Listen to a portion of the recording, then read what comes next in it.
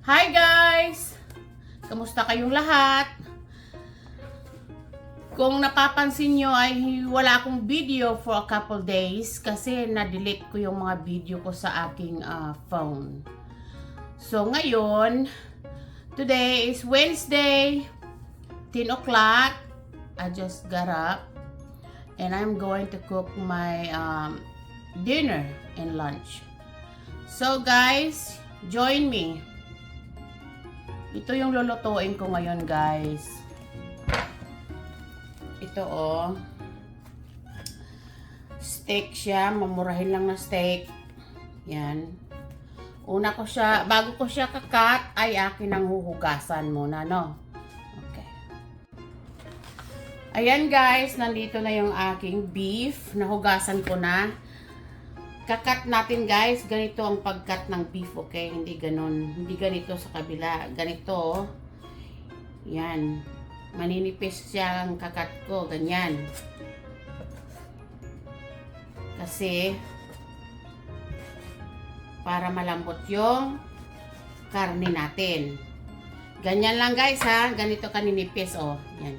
Gagawa tayong parang beef stick ba? Yan. Parang paper stick yung pagkakat niya, ganyan kaliliit. So, pakita ko sa inyo mamaya pag matapos ko na lahat makat, no? Guys, ito na yung aking karne na hiniwa ko, guys.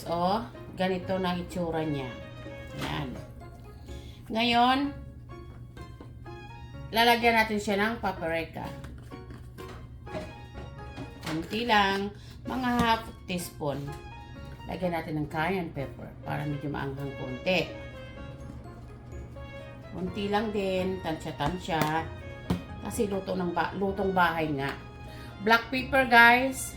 Huwag natin kalimutan yung black pepper natin. Yan. Siyempre, yung pinaka-importante, yung ating garlic powder. Kasi tayong mga Pilipino, mahilig talagang gumamit ng mga powder. I mean, not exactly powder, but garlic powder. Tapos, lagyan natin siya ng konting oyster sauce.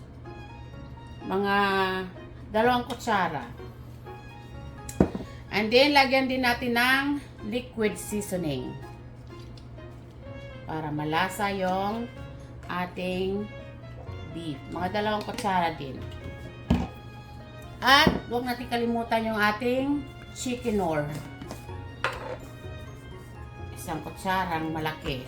Yan. Kaya, take note guys, hindi ko gumagamit ng asin kasi yung mga nilalagay ko ay may mga asin na yan. Ito rin para sa beef. Sarap ito siya guys.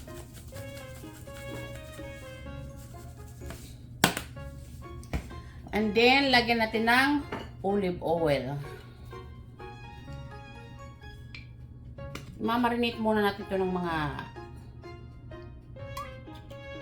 30 minutes bago natin lutuin. Tapos lagyan natin ng konting A1. A1 ko sa'yo.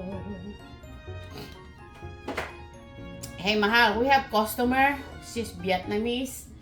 And she said, she asked me, she said, can you bring me 1A? I said, 1A, bring me 1A, please. I said, how about 2A? I have to ask her what 1A. He said, steak sauce, 1A. Oh, I said, you mean A1? He said,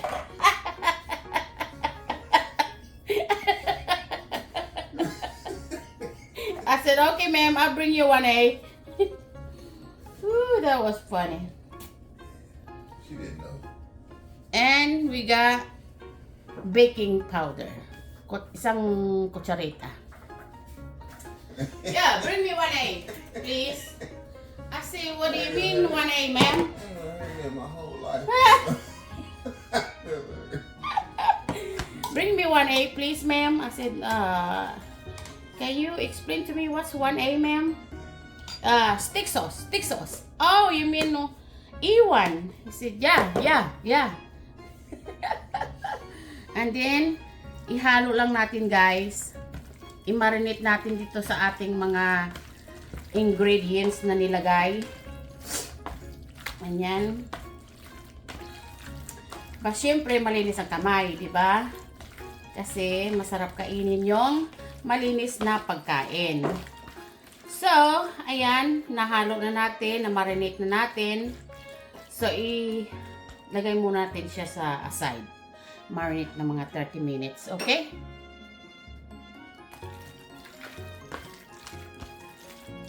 One egg. Can you bring me one egg?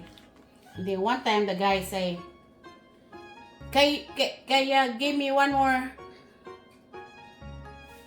What's he say? Bawasa. Bawasa. Excuse me, sir. What? Say it again. Bawasa. And Budweiser. yeah, he knows that I'm having a hard time understanding him. He say, Bawasa. Oh, I say okay, okay.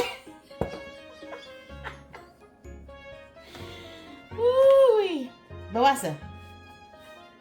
Can you bring one more bawasa, please? I said, okay, sir, bawasa. Yeah, honey. One egg. Yeah. For one egg. Only $5 mo. Kakaloka.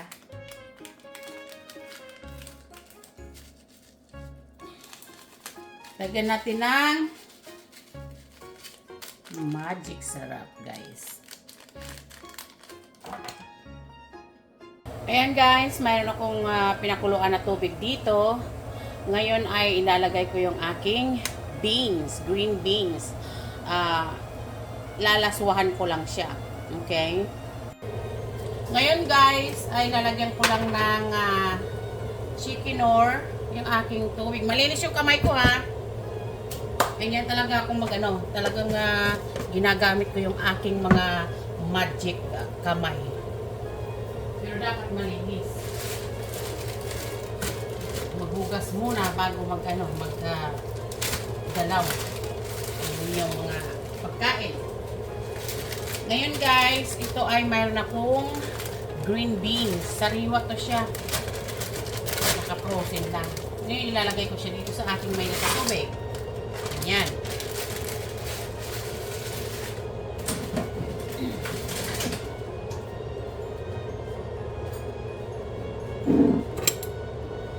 At kailangan ay pakuluan mo muna ng isang beses. Isang beses lang kasi may yellow yung aking green beans. Galing yan sa freezer ko kaya medyo malamig. Okay. Pakuluan ko lang siya isang beses, tapos hahanguin ko siya dyan, tapos mamaya ay igigisa ko siya sa butter. Ayan guys, ito naman ay tapos na yung aking green beans. Nagpakulo ako dito ng milk, tsaka konting tubig, at ito ay mashed potato guys, mashed potato.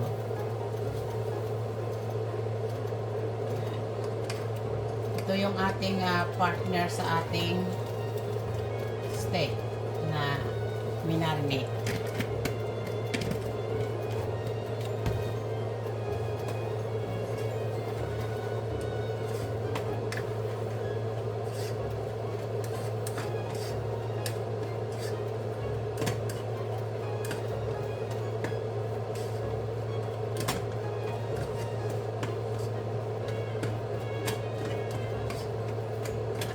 Ayan guys, mahina lang yung apoy. Nilagay ko siya sa 2. As nag-ano na siya, ganyan na itsura niya.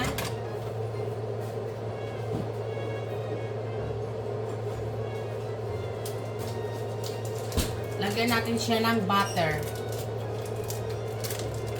Yan. Maraming butter guys, mas masarap. So, dagdagan natin yung butter natin kasi parang isang kutsara lang yon. Lagyan natin ng isa pang kutsara. Tansya-tansya lang guys. Kailangan alam nyo mag-tansya ng mga nilalagay. Ganyan ang kalaki. Ayun kasi nilagay ko kanina. Ngayon, ilagay natin tong butter natin sa ating mashed potato. Kailangan halo tayo ng halo para yung butter ay talagang manuot sa ating mashed potato.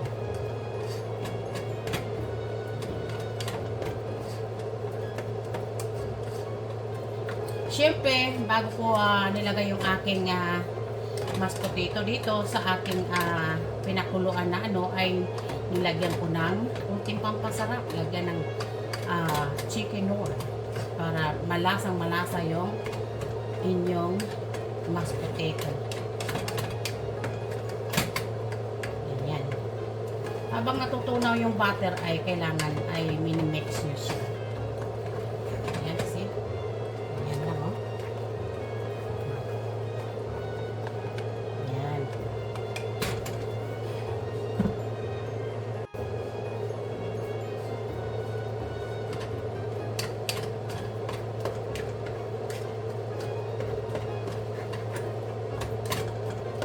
Ayan, guys.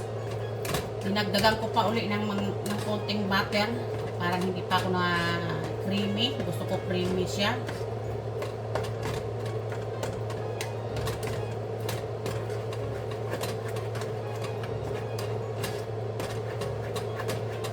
So habang namamarinate yung ating karne, ay nagagawa na natin, naluluto na natin yung ating side dish.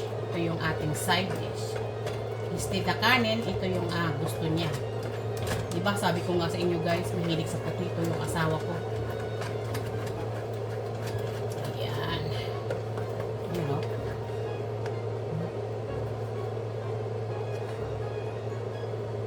Ayan. Ganyan lang guys. Ayan guys, meron tayong mainit na nakawali dito. Lagyan natin ng kaunting olive oil, no? Para sa ating meat.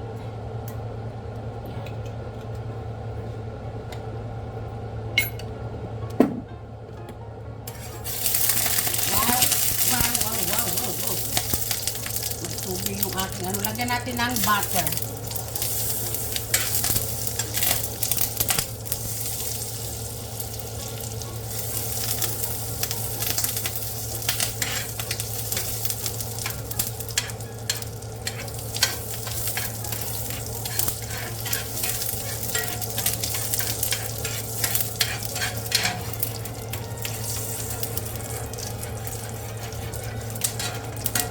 Guys, ngayon ay ilalagay na natin yung ating minarinate na meat.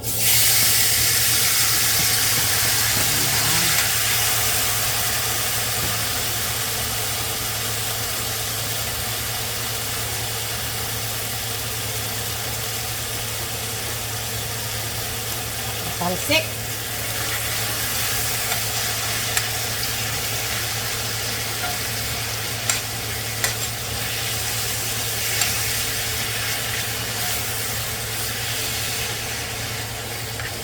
Sasatay lang natin ng medyo half cook to. Ayan. Kasi pagka well done na sa steak guys, makunat na siya. Ayan. Gusto ng mga Amerikano yung medium well na pagkaluto sa steak. Ayan. Hintay lang nating ma-absorb yung kanyang liquid. Okay?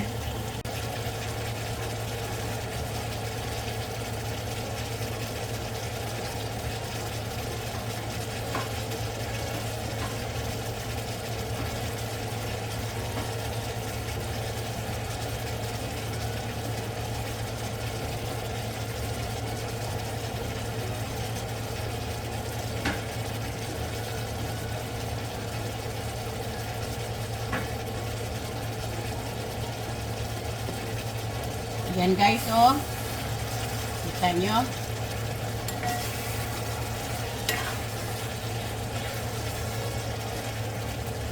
Kailangan ilagay nyo siya sa high heat guys. Ngayon, pagka ganito na, nag-ano na siya ng kanyang liquid, naglabas na siya ng tubig, tikman natin. Para malaman natin kung anong kailangan natin i-add. No? So, ngayon, dagdagan ko siya ng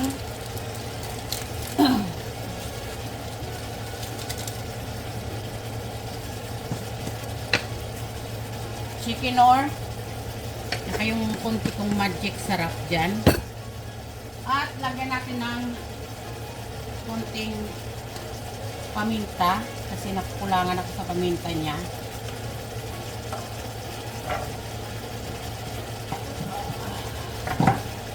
Mayroon akong red pepper flakes dito. Lagyan natin ng konti para mayroong konting anghang. Ayan. Para may kagat yung ating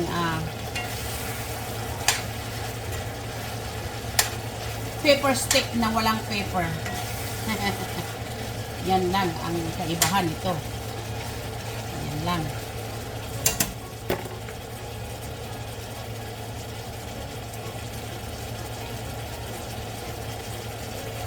Ngayon, mayroon akong mga fresh herb na galing sa aking garden. Mayroon tayong parsley, oregano, tsaka thyme.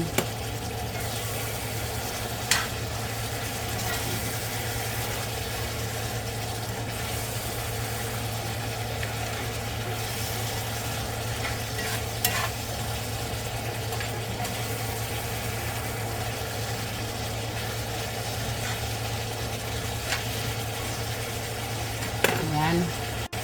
Ngayon guys, lagyan natin ng onion.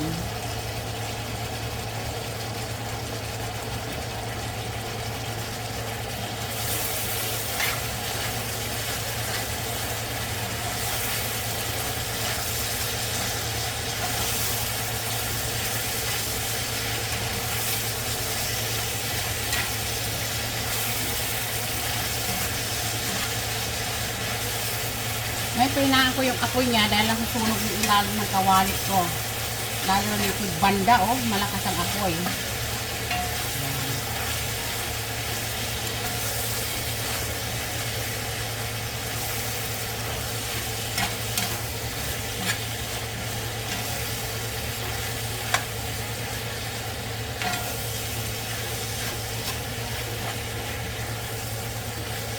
Diba guys, simple lang siya.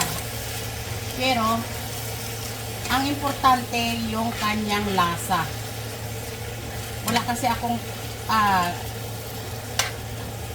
bell pepper sa aking fridge. Yun nga sinasabi nila, you work with what you got in your kitchen pag kayo nagluluto. Hindi lang yun. Kahit nakulang ng sasangkap. At least masarap. Diba guys? Yan guys, oh. Guys. Ngayon, lagyan natin ng onion leaf.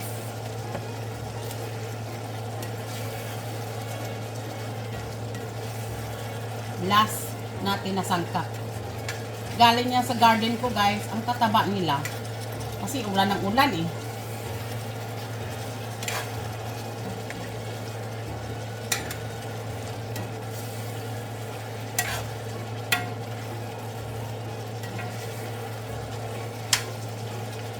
Yan guys, luto na ito. Kasi wag nating masyadong lutuin na yung steak. Nagiging ano siya, yung gooey. Ganyan talaga ang luto ng mga Amerikano dito. Kailangan medium well lang.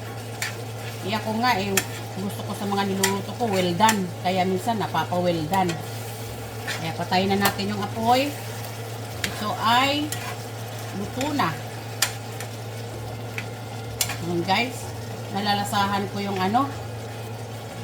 yung nilagay kong red pepper flakes. Medyo umanghang. Ayan oh.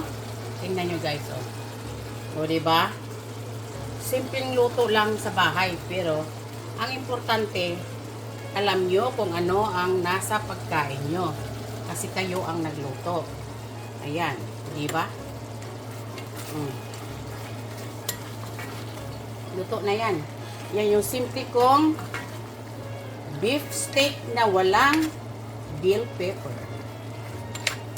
Ayan. Pero mayroon namang onion yan. Marami niyang mga sangkap na pampasarap sa meat. Marami niyang oregano, thymes, parsley, may onions, onion leaf, syempre, at yung mga tinimpla natin dyan. Kaya yan guys, yung aking pepper steak na walang bell pepper. Yan guys, dito maglalagay ako ng butter.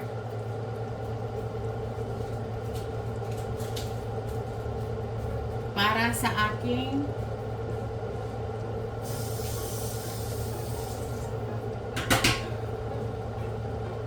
string beans. Ngayon, isasatay natin yung ating green beans sa butter. Simple lang, pero sabi ko nga, simple pero masarap.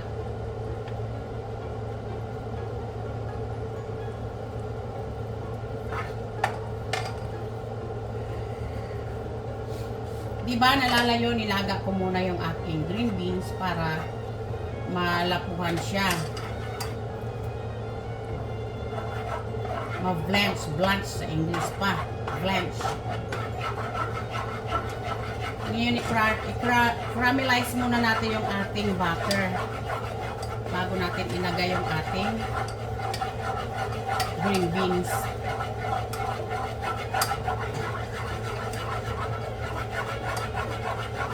Kasi guys, pag pina-caramelize nyo muna yung inyong butter, ay lumalabas yung kanyang talagang sarap. Diba? Parang minamantika nyo muna siya bago nyo siya ilagay yung mga sangkap nyo. Ayan, ready na siya. So dito, dinrain ko na yung aking green beans, ilalagay ko na siya dyan. Ayan. At lagyan natin ng chicken-nor para may lasa yung ating green beans.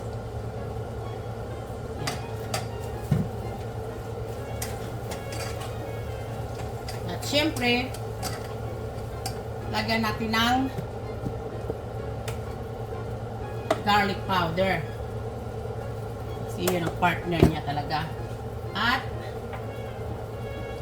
black pepper.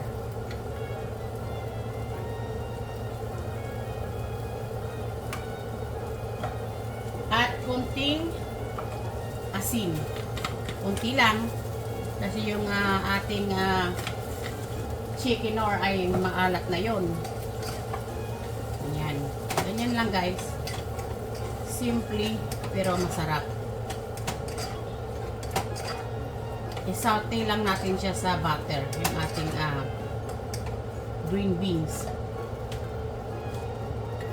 At ito yung ating meat.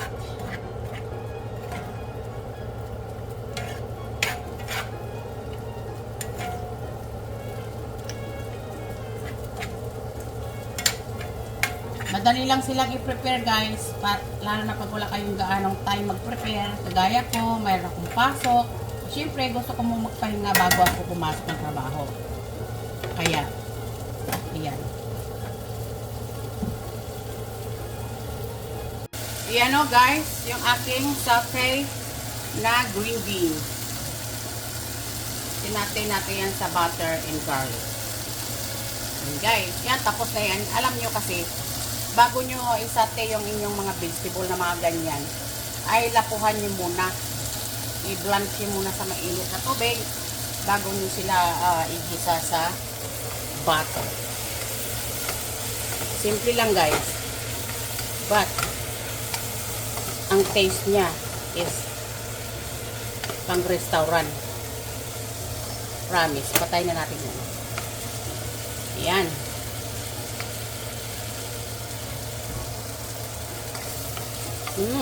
Sarap. Perfect lang ang lasa. Pero malinamnam. Okay guys. Ito yung ating menu today.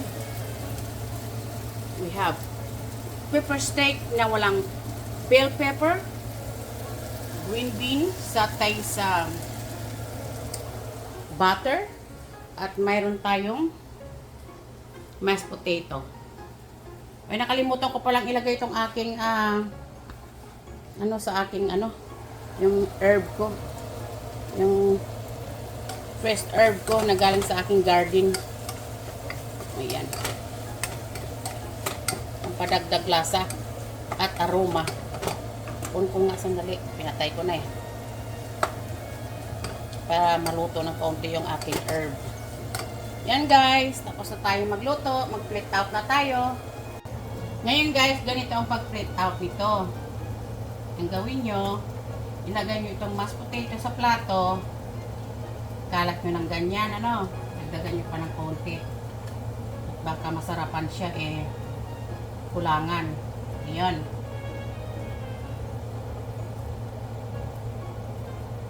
Ganyan nyo lang guys. Para ba yung galing sa restaurant yung kinakain nila. Ngayon, ang ilagay nyo sa taas ay itong ating beef na niluto. Ganyan. Ayan. Diba?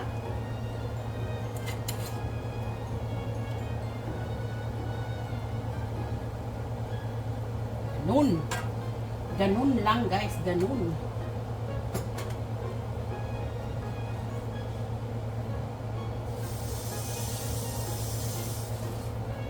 At saka natin ilagay yung ating green beans. Ito natin ilagay sa gilid. No?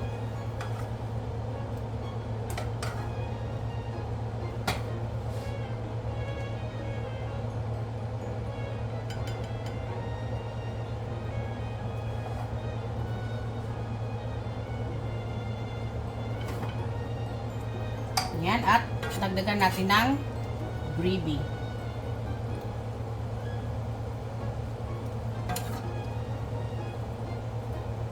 Yan guys,